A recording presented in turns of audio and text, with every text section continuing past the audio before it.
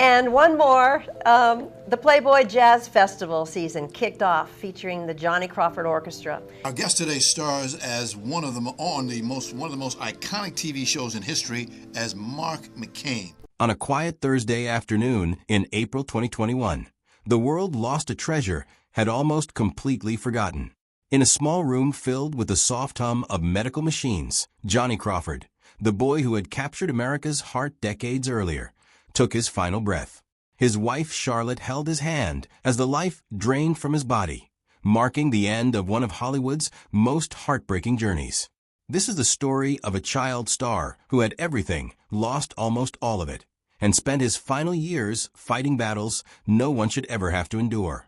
When Johnny Crawford first emerged onto the American television landscape in the late 1950s, he was destined for greatness.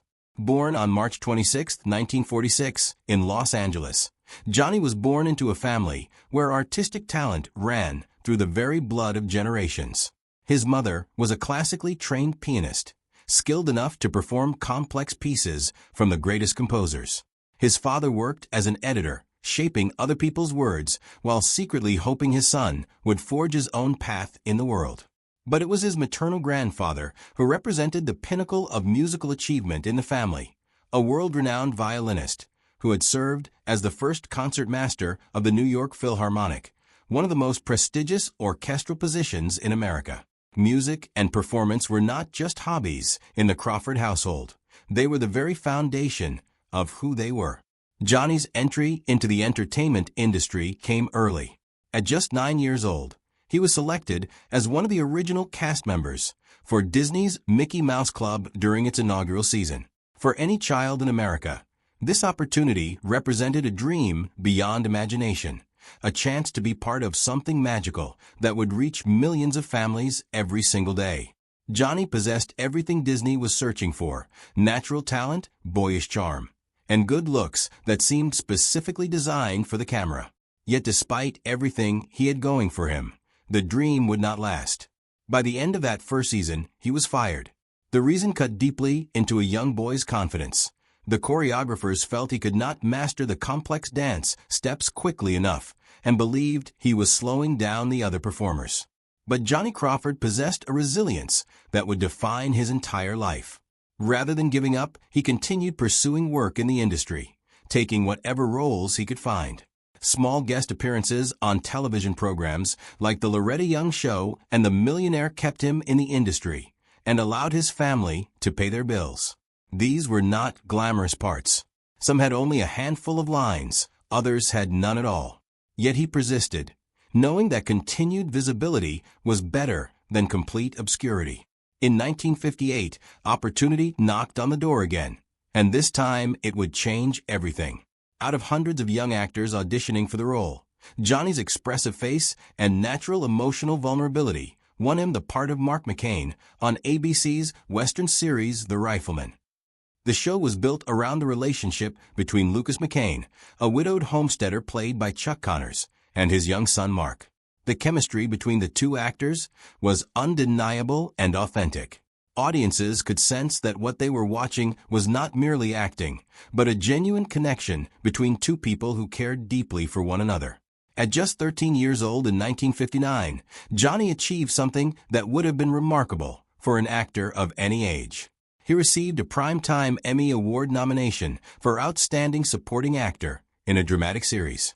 To understand the magnitude of this achievement, consider that he was being recognized alongside seasoned professionals who had spent decades honing their craft.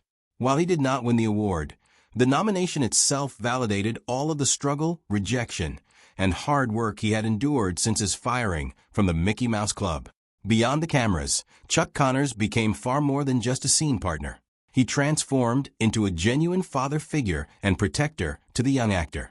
Connors had been a professional athlete before becoming an actor, and he understood the importance of discipline, loyalty, and integrity. He took Johnny to dinners, mentored him about adult life, and fiercely shielded him from the predatory exploitation that had destroyed so many other child stars. This mentorship would become one of the greatest gifts of Johnny's life. Simultaneously with his television success, Johnny launched a recording career that would place him on the Billboard charts. Between 1961 and 1964, he recorded several top 40 hits, most notably Cindy's Birthday, which reached number 8 on the Billboard Hot 100 in 1962. At 17 years old, he was simultaneously a television star, a recording artist, and a teenage heartthrob. The world seemed to be at his feet, and the future appeared impossibly bright.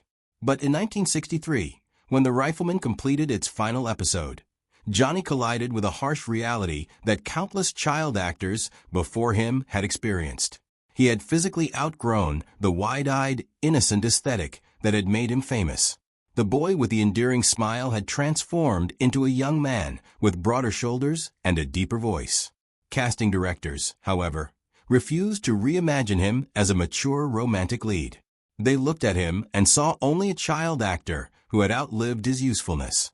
The roles that had come easily when he was 13 were suddenly unavailable, and the roles he was now eligible for went to other actors without the baggage of his child star identity.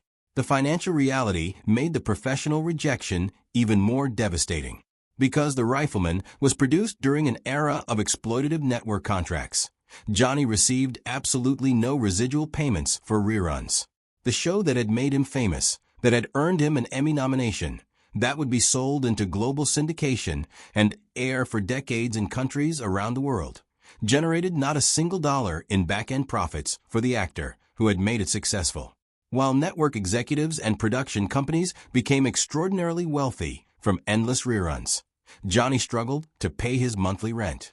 The psychological damage of severe typecasting proved to be as destructive as the financial strain. For the next 2 decades, his association with Mark McCain systematically damaged his adult career. Mainstream casting offices explicitly rejected him for contemporary dramas and comedies, convinced that audiences would only see him as the little boy from the Western. Hollywood had pigeonholed him, and no amount of auditioning or acting skill could change their perception. Starving for meaningful work, his once glorious resume deteriorated into one-off guest appearances on shows like Little House on the Prairie and Murder, She Wrote. He became dependent on regional nostalgia conventions and fan conventions, signing autographs for people who remembered him fondly while trying not to think about what his career might have become. His personal life offered little comfort during these dark professional years.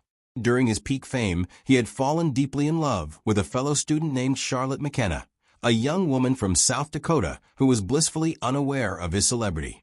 She saw Johnny, not Mark McCain. But the relentless schedules of recording sessions and studio demands created immense friction in the relationship. He was constantly working, constantly traveling, constantly being pulled away from her. After graduation, their painful breakup sent them in entirely different directions. They lost complete contact and lived separate lives across different states for 25 years. Johnny carried the emptiness of her absence through numerous other relationships that never quite filled the void she had left behind. In 1990, driven by a passion for musical preservation, Johnny founded the Johnny Crawford Dance Orchestra, a big band jazz ensemble dedicated to authentic 1920s swing arrangements. It was his way of honoring his grandfather's legacy and connecting with the music that had always been part of his family. But because he lacked corporate sponsorship, he poured his own rapidly diminishing personal savings into the project. He purchased original vintage sheet music at collector's prices and self-funded the salaries of up to 16 professional musicians. The orchestra was a beautiful artistic achievement, but it was also a massive financial burden that slowly drained his bank account dry. Miraculously, in 1990, Johnny and Charlotte reconnected after all those years of separation. They eventually married in 1995, a reunion that seemed like something out of a Hollywood movie. But even this happiness was tested by rumors in the early 2000s that they had experienced a long, unpublicized physical separation. Whether true or not, these rumors added another layer of disappointment to a life already filled with heartbreak. In the mid-2010s, friends and musicians in his orchestra began noticing alarming changes. The man who had possessed an encyclopedic memory for complex musical charts and silent film history began forgetting lyrics on stage. He struggled to find basic words during performances. After years of private medical evaluations, the devastating truth was announced publicly in 2019. Johnny Crawford had been formally diagnosed with severe, irreversible Alzheimer's disease. The news devastated those who had followed his career. The aggressive neurological deterioration shocked his doctors. The man who had delivered emotionally complex performances on national television suffered a near-total loss of speech. He could no longer construct full sentences or articulate basic thoughts. The disease destroyed his ability to perform with his orchestra, attend fan conventions, and maintain the dignity that had always been so important to him.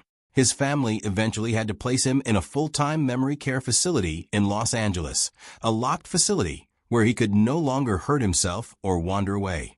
Despite spending a lifetime in the entertainment industry, Johnny's modest net worth of approximately $500,000 was completely obliterated within months by the astronomical costs of around-the-clock specialized memory care. The industry that had made him famous offered him absolutely nothing. No pension, no health benefits, no assistance of any kind. His lifelong friend Paul Peterson, himself a former child star and founder of a child actor advocacy group, stepped in and launched a GoFundMe campaign. Fans from around the world who had grown up watching the Rifleman donated what they could. The campaign raised enough money to keep him alive, but it was not enough to provide comfort. It was merely enough for survival. Historical preservationists organized formal benefits and silent auctions at historic ranches to secure emergency cash. Strangers had to organize events to save his life, while the industry that had profited from his image for decades offered nothing. When the global pandemic struck in 2020, Johnny became trapped in his memory care facility under strict quarantine. He could not understand why the people he loved were not coming to see him. Despite safety measures, he contracted the infection anyway. His already weakened body fought for its life and managed to clear the initial infection, but the virus had done permanent damage to his respiratory system. He immediately contracted a secondary case of aggressive pneumonia that his compromised lungs could not fight off.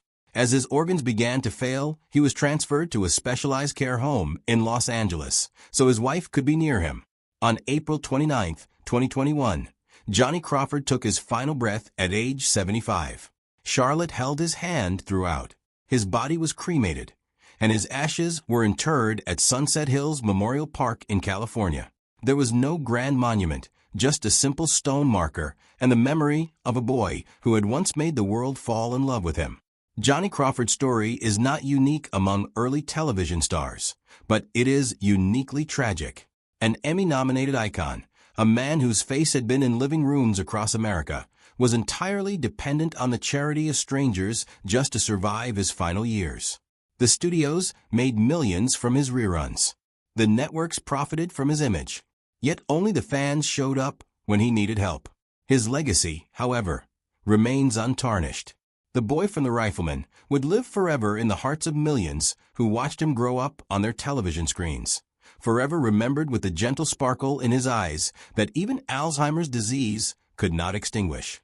Like, subscribe, and follow for more.